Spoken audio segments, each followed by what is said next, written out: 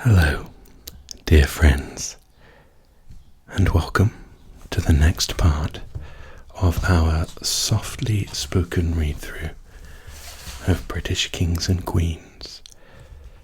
A beautifully presented little book taking us through the British monarchy from its very beginnings after the fall of the Romans to today.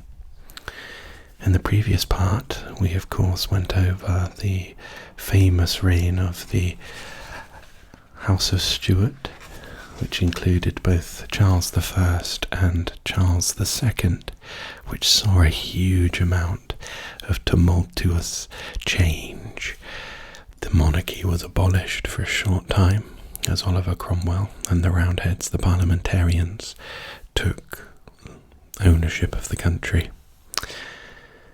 But a huge amount of change has happened that has still been in place to this very day, thanks to the House of Stuart, such as the formation of the United Kingdom itself. And this part brings us on to the House of Hanover, starting with George I. So, George was born in Osnabrück in Lower Saxony, which was part of the Holy Roman Empire. He was the son of Ernest Augustus, the Duke of Brunswick-Lüneburg, and Sophia, the daughter of James I of England. So when he was 15, his father took him campaigning in the Franco-Dutch War to familiarise himself with military affairs. He'd married his first cousin, Sophia Dorothea, in 1682, unifying their principalities of Hanover and Celle, and they had 2 children. But their marriage was eventually dissolved on the grounds of infidelity, and she was imprisoned in the castle of Ahlden at the age of 28 until her death in 1726. It is a great shame that so many get thrown away and maltreated on probably trumped-up charges. Usually the women in these relationships. It's very sad to see, isn't it? And George never married again and instead made no attempt to hide his many mistresses. Well, there we go, we have a primary motivator there, didn't we? His father died in 1698, giving him almost all his territories and titles, in particular the Duke of Brunswick-Lüneburg and Prince Elector of the Holy Roman Empire.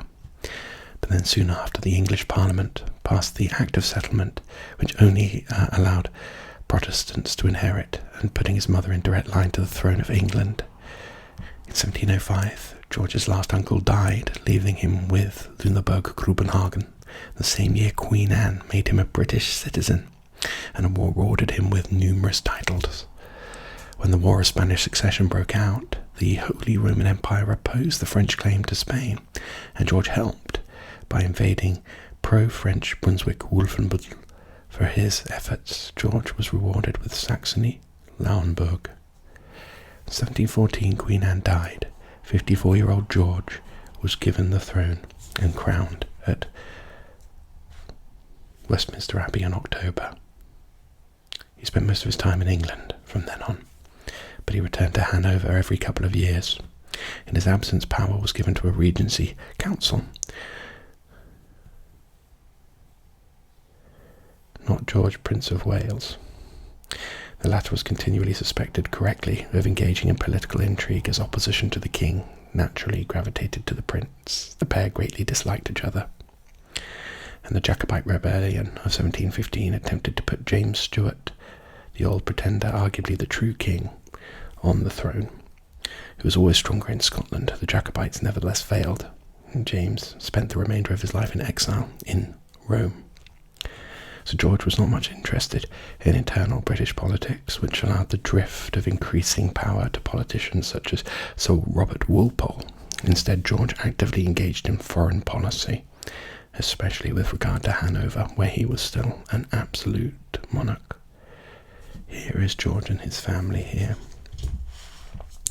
Very grand paintings, usually with some religious bent, with the cherubs flowing around. And here is James III, the old pretender, the son of James II, who arguably should have been king, following on the line of succession from the House of Stuart. We've got some lovely portraits here now. George I became the first Hanoverian king of Great Britain. There he is in his military pose. And he was disliked because he couldn't speak English, but he was tolerated because he wasn't Catholic. Best of a bad situation, it feels. So on a sixth trip home to Hamburg in June 1727, he suffered a stroke and died soon after, 66 years old. He was buried at Lehne Schloss, his ancestral home. He hadn't been a particularly popular king because he was considered too German, because of the misconception that he couldn't speak English, but for the majority, he was better than James Stuart, the Catholic alternative. And this then transitions over to George II. Here is an image of George II in his pomp with wig. Some commemorative coins identifying his birth and regnal dates. And here he is in his garter robes. So it's interesting seeing as we've had a coronation recently with Charles III. You can see, you saw in real life, I suppose, the garter robes in action. But George August was the last British monarch born outside Britain. Of course, we know George I was his father, and his mother was Sophia Celle, divorced in 1694 and never saw her son again, which is very sad. She had a number of suitors. Margarine Caroline of Brandenburg-Ansbach married George in August 1705 in Hanover. They had 8 children. Throughout their marriage, George kept 2 mistresses, which apparently, in brackets here, says it's a convention of the time. Could you imagine that? A convention is to have mistresses. And when Queen Caroline died in November 1737, George refused to remarry, preferring a string of mistresses. When his father became George I, he became Prince of Wales, and they openly detested each other. When his son George William was christened in 1717, a quarrel at the baptism was so bad that the king had him temporarily arrested and then banished from his home at St. James's Palace and excluded from all public ceremonies. I suppose we've all had family spats of some degree over the years, but I doubt many of us would have had one so severe that your dad got you arrested and locked you out of your home. So from his new London home, Leicester House, George orchestrated opposition against his father. One of his allies was the Whig party leader, Sir Robert Walpole, who rose to an almost unassailable position of political power after mitigating the disastrous financial effects of the economic disaster known as the South Sea Bubble, when the economy, the royal purse, and many aristocrats and nobles lost catastrophic amounts of money. In the process, Walpole changed sides to join the king's government, something the prince found difficult to forgive, and George II was crowned at Westminster Abbey on October 1727. Against all public expectation, he retained Walpole as his prime minister, and he too had problems with his eldest son Friedrich Ludwig, Prince of Wales, and banished him and his new wife from court in 1737. In 1739, against all ministers' advice, George entered into war against Spain in the War of Jenkins' Ear, which on the death of Charles VI, Holy Roman Emperor, turned into the War of the Austrian Succession. George was ostensibly supporting Maria Theresa's right to inherit her father's throne against French pretensions, but in reality, and as his public suspected, he was more interested in protecting his German possessions. George became the last British king at the age of 60 to lead his troops into battle at Dettingen in 1743.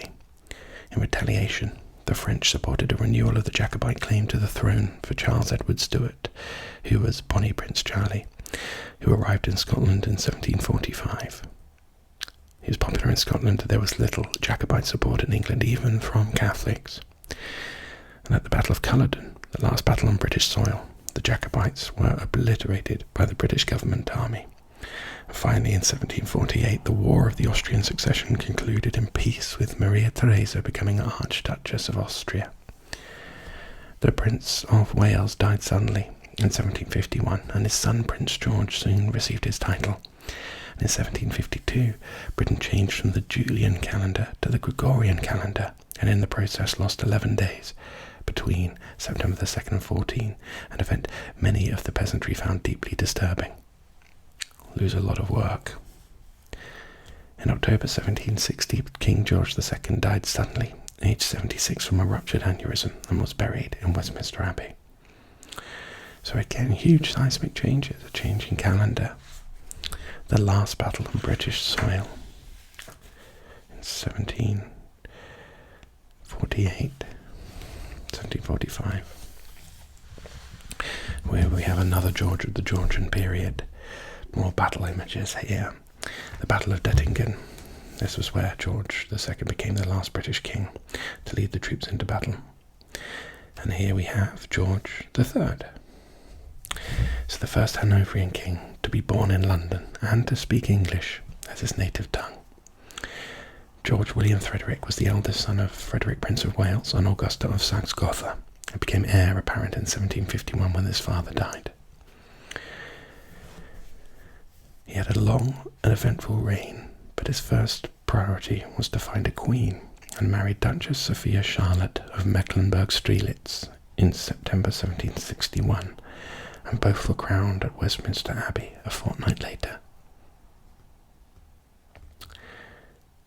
Over the time, they had 9 sons and 6 daughters, and unlike the rest of his family, George never took a mistress, a fact which made him much admired and liked by his subjects. There we go. Monogamy, fidelity, loyalty, good traits for a king. Politically, George favoured the Tories, leading the Whigs to criticise him, and the American colonies were becoming more expensive to protect and more difficult to govern. So this, of course, is where you start to see George enter popular culture. If anybody's seen Hamilton, of course, they'll know that George is the monarch of the time. He has a lovely little solo, originally performed by Jonathan Goff. Here he is. In 1783, the American Revolutionary War ended, with Britain granting independence to, of course, the 13 American colonies. So George issued a proclamation in 1763 to limit the cost of frontier warfare and announced a limit to the westward expansion of the American colonies, which was intended to compel colonists to negotiate with Native Americans. Irrelevant to most settlers, the proclamation line nevertheless was a grievance for a few vocal expansionists, and in 1770 most custom duties except tea tax were withdrawn. So the protest was the Boston Tea Party, and the situation worsened until armed conflict broke out in April 1775, of course, the American Revolution. So the current opinion is that George III had little to do with causing the problems, but it was his politicians, and soon Britain was also at war with France and then Spain, who together planned an armada to invade Britain and conquer London. In 1781, George III offered to abdicate as the war in the colonies got worse. He was refused and finally conceded defeat and agreed to peace negotiations. So the Treaty of Paris 1783 formally ended the American Revolutionary War, with Britain recognizing the independence of the 13 American states.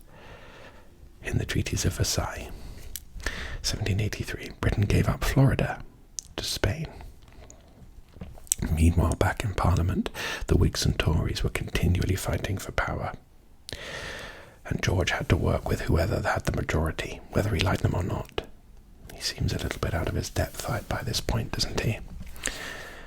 His preference, headed by William Pitt the Younger, won a parliamentary majority, and King and Prime Minister were able to work in harmony. To the annoyance of his advisers, George conscientiously read all of his government papers and liked to voice his opinion on a wide variety of topics, and would use his influence when he felt moved to. But if you've seen the film The Madness of King George, in 1788 summer, George's mental health collapsed. Modern science indicates that he suffered from porphyria, which is an inherited chemical disorder that affects the nervous system. His episodes of serious dementia caused Parliament to debate the provisions for a regency, and Prince Frederick, Duke of York, was about to be authorised to become regent when the king recovered and resumed control of government. Throughout his father's reign, the Prince Frederick was a target of robust criticism for his extravagant and flamboyant lifestyle and his numerous indiscretions, including his mistresses. And across the English Channel in 1789, the French Revolution started, and the British nobility were worried. 4 years later, France declared war on Great Britain, meaning armies had to be gathered and taxes raised to pay for them. In May 1800, James Hadfield, a religious fanatic, tried to assassinate the king when he fired a pistol at him at the Theatre Royal, Drury Lane. It's all going on here, isn't it, in the late 1700s.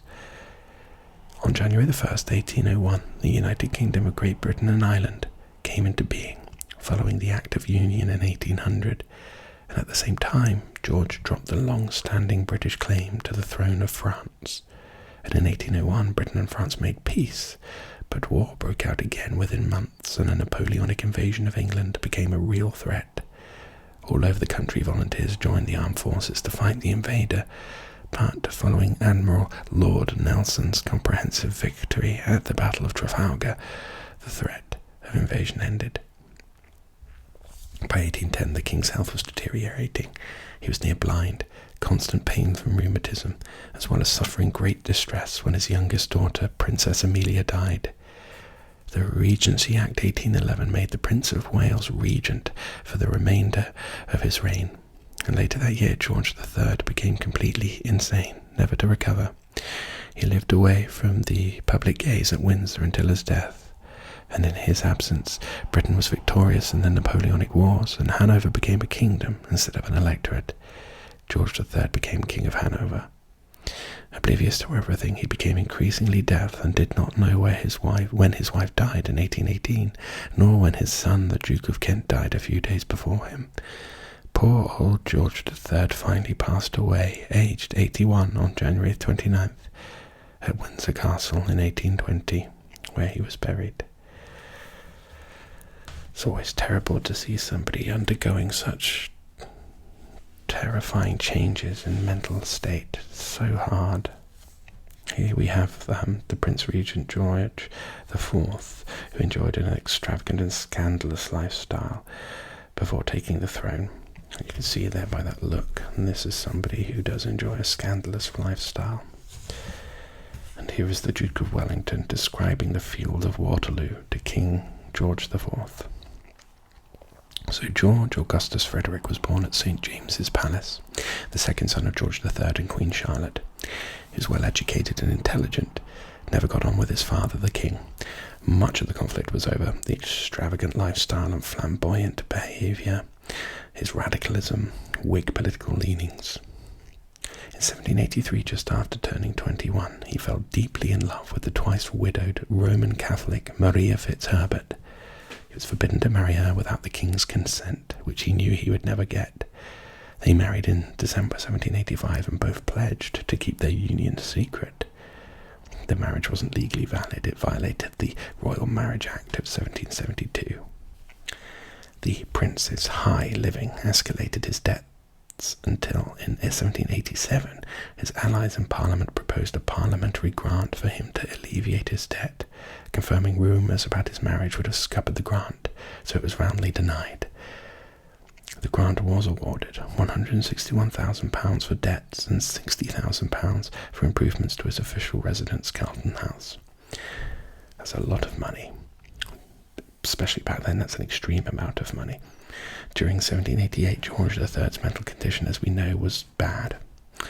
After much argument, it was agreed that the prince would take over. George recovered his wits, but the prince's debts were still mounting. The king refused to help him financially unless he married his first cousin, Caroline of Brunswick.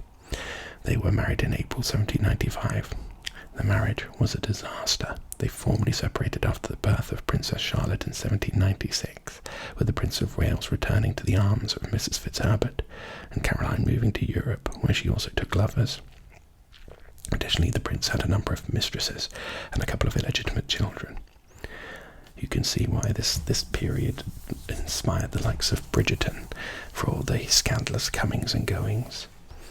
In 1795, the Prince of Wales had debts of £630,000. What is he doing? Parliament came to his aid and granted him an annual sum of £65,000 and a further £60,000 in 1803, until in 1806 his original debt was finally cleared. Then only the new debts accrued after 1795 remained.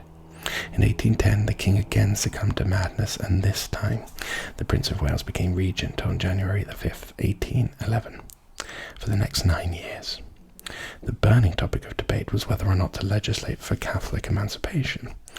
On May the 10th, 1812, Prime Minister Spencer Perceval was assassinated by a lunatic, but the status quo was quickly re-established, with the Tory party eager to prosecute the war in Europe against Napoleon. Here is a lampooned image in the press, in the media, for the Prince of Wales' greed. It's interesting, isn't it? That's the caricature of him, and this is the official portraiture as he preferred to be seen. There's quite a difference there, isn't there? I wonder which one's the truth. Probably a mix between the two. Yes, it was true, because in 1820 the Prince Regent became George IV, and he'd grown obese thanks to his luxurious lifestyle and was allegedly addicted to laudanum, an alcoholic preparation of opium. He refused to allow his estranged wife Caroline to be recognised as queen, and he attempted to get a divorce, but was dissuaded when he realised all his dirty laundry would be made public, and Caroline was very popular with the people. George was crowned in a lavish ceremony at Westminster Abbey on July 19th, 1821, and Caroline was turned away at the door. She fell violently ill the same evening and died aged 53 3 weeks later, and maintained that she'd been poisoned. Her doctors thought it was a blockage in her intestine. Now that is curious. Huge and largely immobile and ridiculed by his subjects, George IV spent most of his time at Windsor Castle, but intervened to stop Catholic emancipation, a reversal of his previous stance. However, after bitter disagreements, the Catholic Relief Act was given royal assent in April 1829. On June 26, 1830, George IV died aged 67 at Windsor Castle and was buried there. Cause of death was obesity and associated ailments. He was not greatly mourned. His only child, Charlotte, had died in 1817, so the crown passed to his brother William. And we now have William IV. He was the third son of George III and Queen Charlotte, and born at Buckingham House, London. He wasn't expected to inherit the throne, so was sent aged 13 to join the Royal Navy as a midshipman.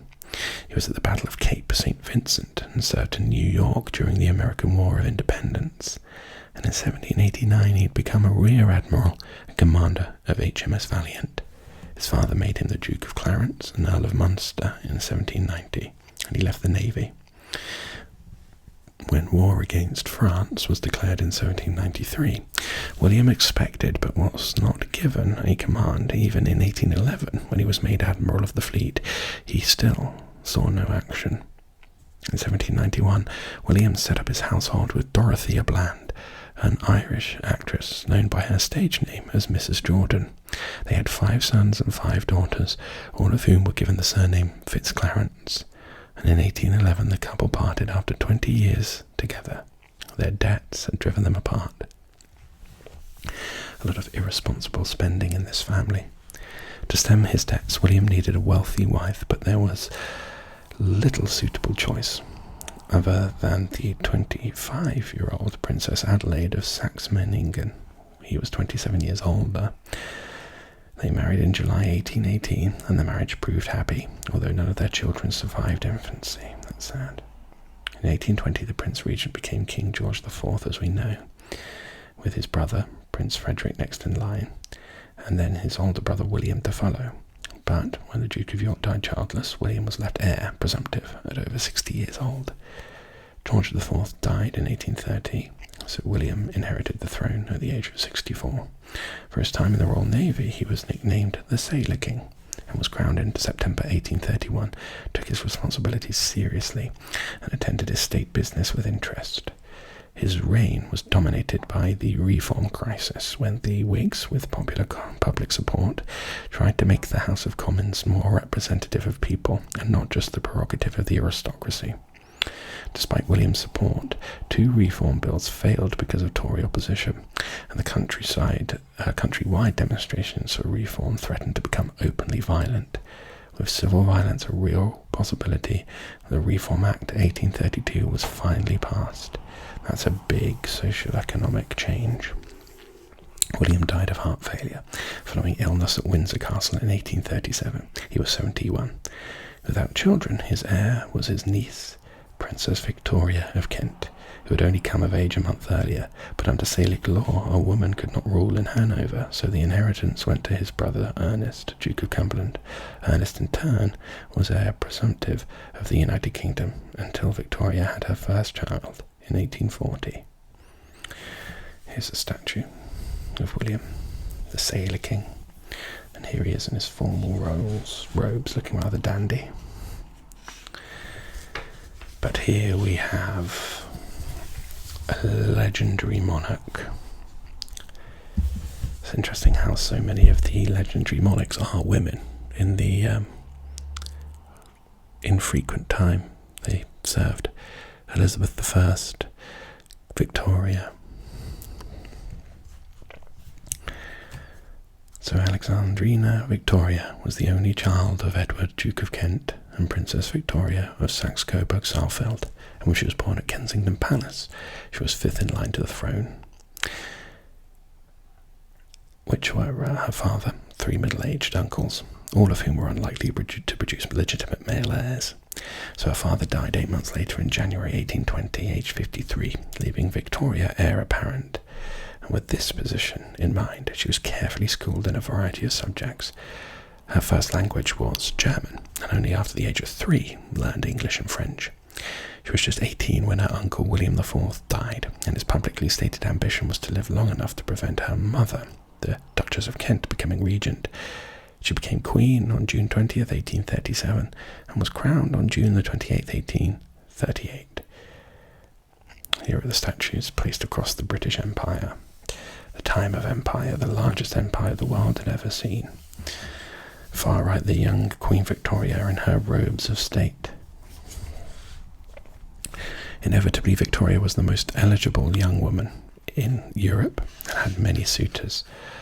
Her uncle William IV favoured Prince Alexander of the Netherlands, but her other uncle, King Leopold I, favoured his nephew, Prince Albert of Saxe-Coburg. Gotha.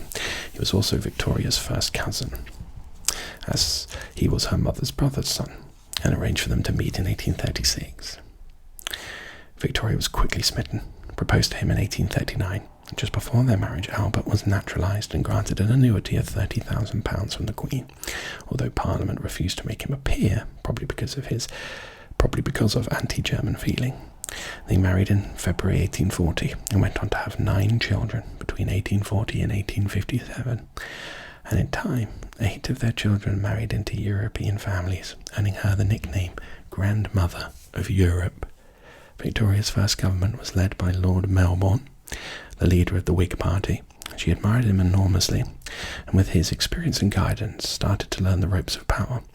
Privately, via letters, her other principal advisor was her mother's brother, King Leopold I of Belgium. However, after their marriage, Albert became Victoria's chief political advisor and confidant, although rather to his annoyance, his official title was His Royal Highness the Prince Consort, not King. Their first child, Victoria, was born in November 1840. The Regency Act 1840 was then passed to make Albert regent should Victoria die before the child reached majority. The public as a whole were delighted to have a pretty young queen on the throne after so many old men. Right.